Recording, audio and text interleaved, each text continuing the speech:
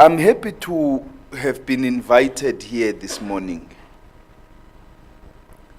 to talk to you about these issues which are quite important for the rest of the country.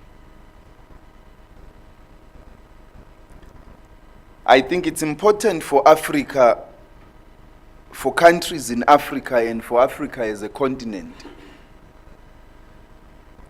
to really warm up to the global compact, because we, more than anybody else, have enormous challenges ahead of us. Among others, there are serious perception gaps about our continent with regards to human rights, to corruption, to friendliness, to business, as well as susceptibility, or let me say, ability to attract investments. This is despite the fact that the facts themselves point differently. And in all of these areas, Africa as a continent has been outperforming many regions. And many African countries have likewise been outperforming many countries in other regions,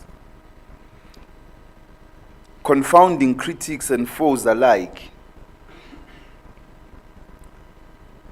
about all of the issues contained in the global compact. But yet, because of the existence of Afro-pessimism globally, the truth gets discarded in the face of the often peddled lies and perceptions about who we are, how we are, and how we do things.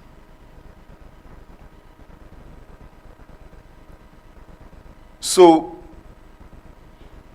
the responsibility to provide leadership on all of the issues contained in the global compact face us perhaps more than anybody else.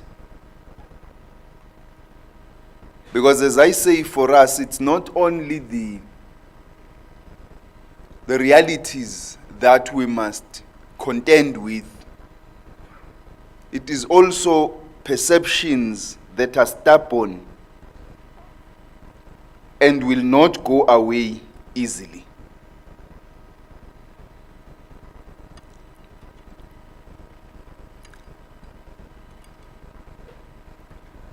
The South African economy was built on the back of the minerals energy complex, which makes it an energy-intensive economy.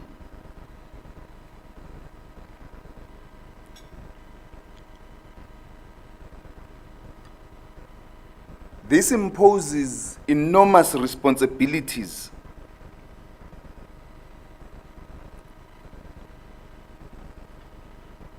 to what we do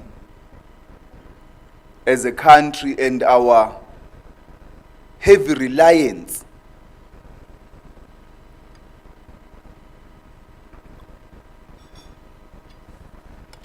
on that minerals energy complex. The fossil fuel dependence,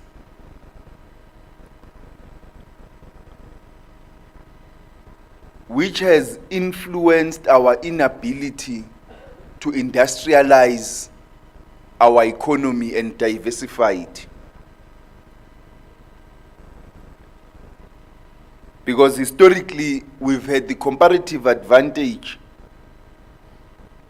of being able to build power stations directly above large coal reserves to generate cheap electricity at the expense of the diversification of the economy.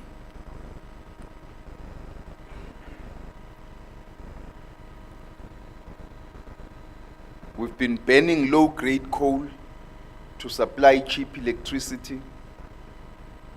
We've been heavily reliant on road transport and liquid fuels. We've had excess supply of electricity which we sold cheaply to bulk users. But these challenges are not unique to South Africa.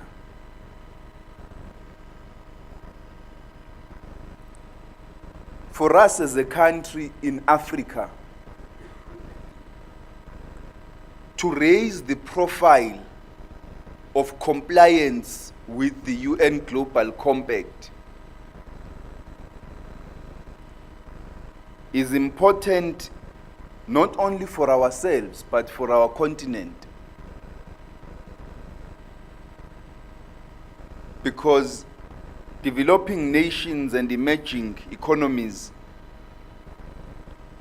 must continuously confront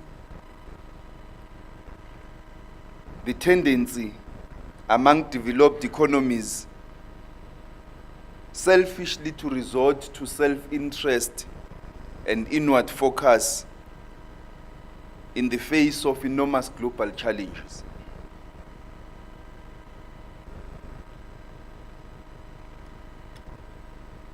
Such issues as are raised in the Global Compact enable us as the globe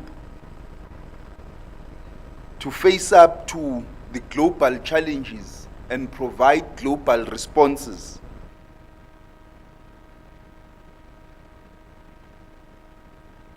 But the tendency, particularly among developed economies, is always to try and bail out and avoid global responsibility commensurate to their contribution to the problems faced by humankind. And so, the actions of each individual country and peoples and corporates is critical, because when added up, if everybody took responsibility at an individual level, we would then be able to add up to a global response.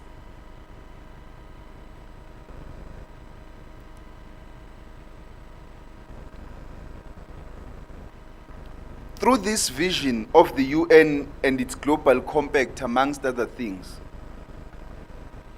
we have clear evidence of international consensus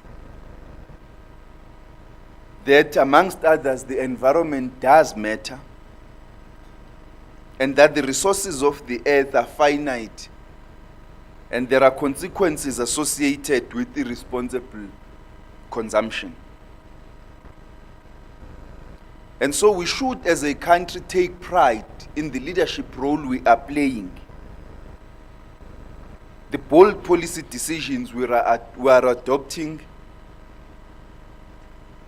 as well as the bold steps we are taking to contribute towards this global effort.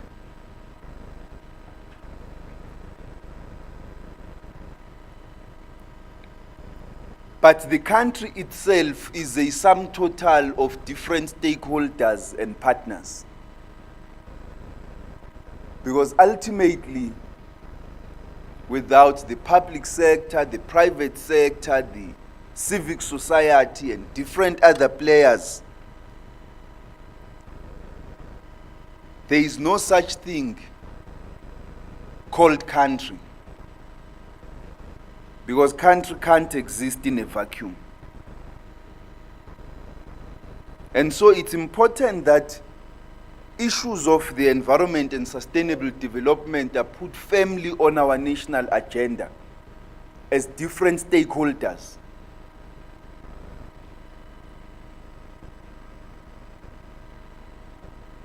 To accumulate into what we will call a national response to all of these challenges that we are focusing on. The collaborative approach is premised on the notion of corporate citizenship, itself based on an aspiration that business will contribute to sustainable development and become part of the solutions. I think it is commendable that corporate organizations are now joining hands and balancing their rights in relation to their responsibilities, and at the same time are able to identify and take advantage of business opportunities in addressing complex social and environmental problems.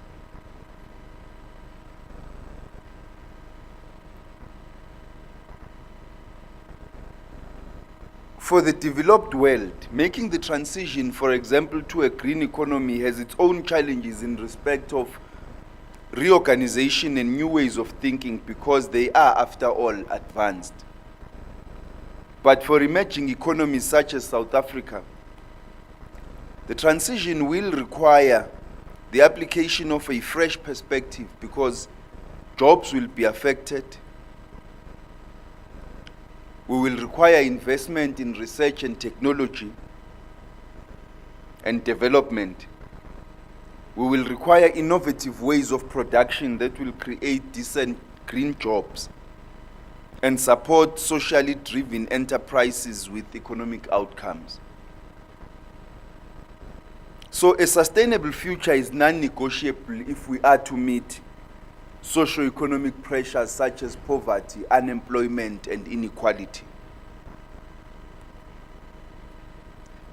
And that is why I believe that initiatives such as these are so important for corporate organizations voluntarily to sign up to the UN Global Compact as a clear sign of their commitment to a sustainable future. There is a serious significance in positioning enterprises for global competitiveness through sustainable action such as this. To mention but a few, firstly, without such a pledge, there would be doubt about the credibility of the free market system. At a time when the global economic crisis has already posed a serious credibility challenge to the global economic order. So commerce and industry are no longer judged solely on their ability to make profit and create jobs, but they are also judged on the basis of their contribution to society and its sustainability. In a democracy such as South Africa, this remains a key asset for all. Secondly, excuse me, making this move is in line with the transformation in leadership which South Africa has been pursuing in the last decade. A more encompassing leadership style, focused on a utilitarian approach or the common good, and long-term sustainability may well become a norm in the future. So the move away from the traditional leadership style of being driven only by greed, short-term goals, and self-interest is indeed in the interest of those whom government seeks to serve and whom business seeks to also serve. So it's important that we should demonstrate the leadership in this regard and take the necessary steps to ensure that we mobilize not only our companies but the citizens as a whole to support such initiatives and participate in them.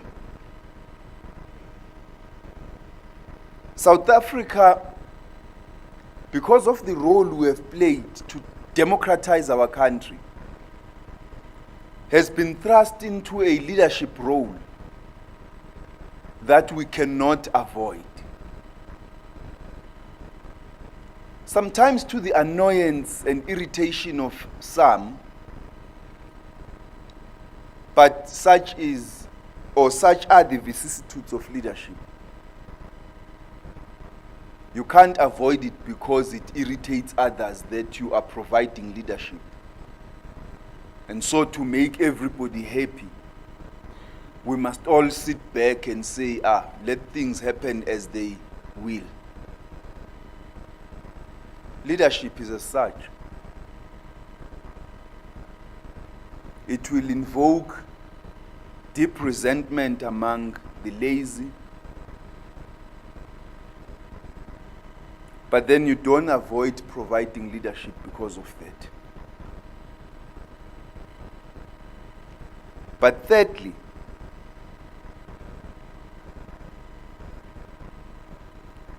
because we aspire to be a developmental state,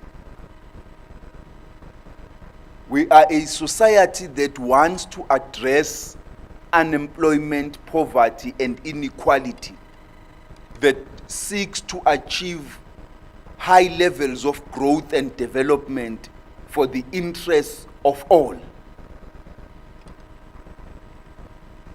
There must therefore be a clear and unapologetic alignment of national interests, corporations, and balancing the economic and social goals in society.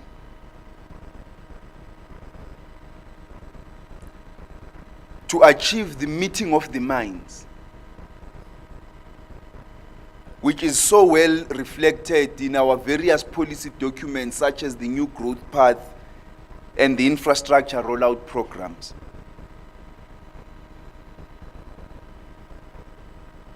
So partaking in these types of initiatives would ensure that an organization's reputation is enhanced,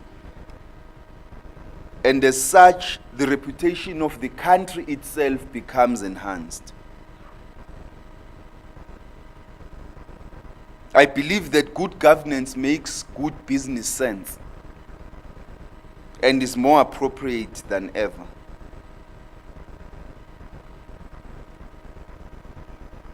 So as part of our commitment as the department towards these goals, and to play our part, to demonstrate our leadership, to make our small contribution towards this national alignment. Last week we got all the state-owned companies under our portfolio to sign onto the compact. In actual fact, all the state-owned companies in our portfolio have established their social and ethics committees, and we are now building that work into the shareholder compacts and the reporting framework of our department as the shareholder representative with our state-owned companies in our portfolio. The UN Global Compact is the world's largest voluntary corporate citizenship initiative. We believe that companies join the UNGC so that they can share the vision that business practices rooted in universal principles contribute to a more stable and global market and help build prosperous and thriving societies. We further believe that an outstanding feature of the UNGC, of being a member of this compact, is that it not only commits the company as a whole, but specifically its leadership, to prioritizing disclosing sustainability activities and policies, which is good for any economy, because it sends strong signals to the markets that the private sector is pursuing a long-term planning horizon.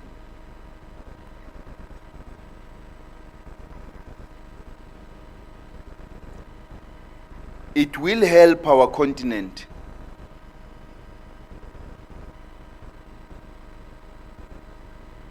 for all our countries to become active members of the compact, thereby advancing sustainable development.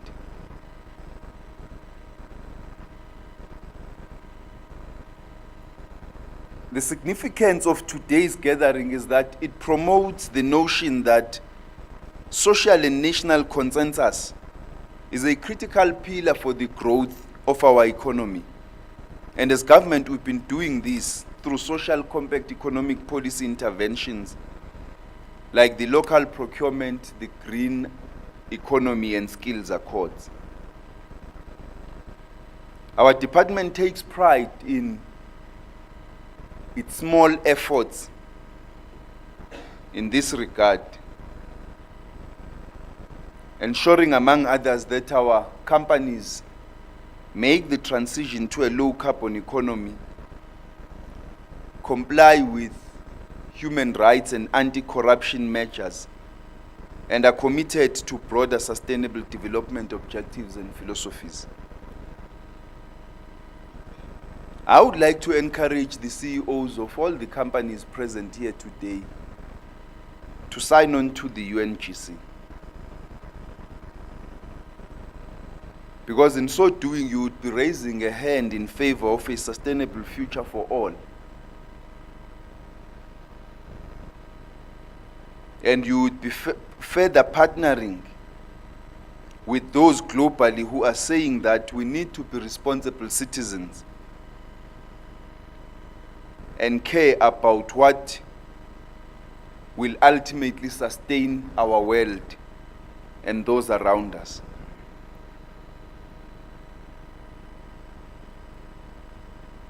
Because we need to be thinking about the future cogently and realize that the adage that we've borrowed the future from our children is not a lie, but it's a reality.